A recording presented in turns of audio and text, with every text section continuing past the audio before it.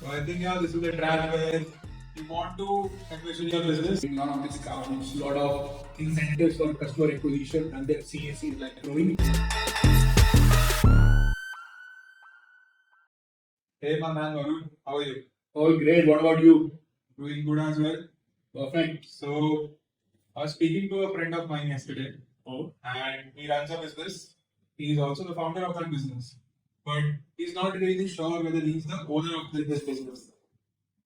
I get that. Did he raise any funds? Yeah, he did. I think he recently completed his Series C round. That's the point.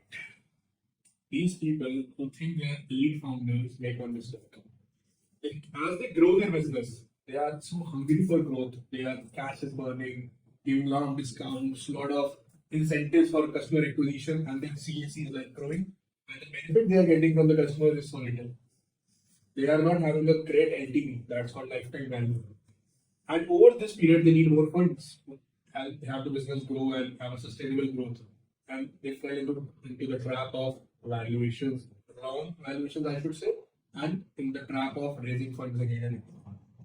They are not raising funds for growth, they are raising funds to restore the treasury which they lost while unable to have the customers stick.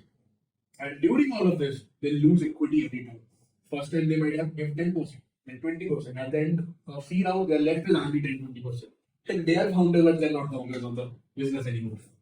So I think this is a trap where you want to envision your business, but you do not have the authority to run that business anymore. Exactly. So authority comes from clarity. Yeah. They don't have a roadmap. They think that their customers are increasing, but is the profit increasing? Right. So a lot of businesses these days have great valuations because valuations are not only restricted to profits now. It could be based on the scale, based on the users, based on the technology they have. But at the end of the day, what people take home is money. I respect that there has to be economic acceptance, environment, and everything is good. But the business is run on profit. And profit is measurable and influenced through the cash. It makes no sense if your business has a 30% margin but the cash is trapped in the market. Then you will have to go back to the investors and ask for more money. And then you are not a founder running a business. You are just a spender spending on the business.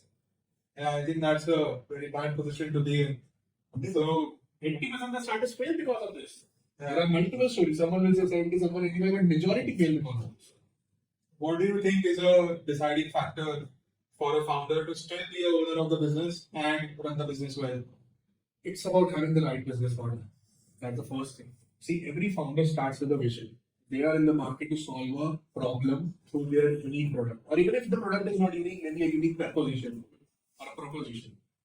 And this is what founders do. This is what is in the heart of the founder. But they have to communicate to their customers, they have to communicate to their employees, they have to communicate to their investors. For that, they need proper presentations. Proper communication has to be done. The founders have to tell the investors what is the roadmap, what is next year going to be the return to them. And if they have all the things in place, a good financial model, a clear-cut strategy, a go-to-market, unit economics analysis, proper channels of distribution, and the ways they will going to hit the market and make money, trust me, they are not the ones who will require money. Investors are the ones who will invest and ask them to partner so that they can make returns for themselves. That's the deciding factor. Yeah, I think the whole value proposition changes as an investor, right? 100%. Now you are not a founder who is out in the market for money, but now you are looking for investors who want to make money by investing in you. So the whole power dynamics change when you have a good business model, a good valuation, and then again a good pitch to sell that. But don't forget, it has to start with the right business model. Yeah. Everything is layering over that. But everything else is more important than the business model. Every business is great. That's why they started. That's why they had a dream of it. And that's why the family of peers and industry accepted it. But to sustainably grow, they have to do what others could not. That's the right communication and financial infrastructure is so very important. I think having experts like us in their vicinity or trying to help them build their business, but also being mindful of how they are selling it and at what rate are they selling their business. It becomes very important to have people like us, right? Very important, and that's what we do. We have founders bootcamp. We organize every month where we teach, educate founders what not to do. What to do, they know. They're very good in there. I met a lot of people who are in digital marketing, who are in SaaS. They know their business, but they're very weak with the mathematics of the business, and that's what we take care of. That's what we learn. And there's nothing wrong in that, right? Every founder is has their own needs, right? Every founder has their own strengths, and there's nothing wrong in accepting, okay, right, this might be not the best thing that I'm at. Someone else might be better than this, and it's not wrong to take their help in that. So It's not about taking the help, it's about having the experts in it. You are good at running a business, focus on it. If you try to do everything, you cannot be the jack of all trades.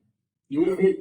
Now, as it is often said that the route to failure is doing everything doing that.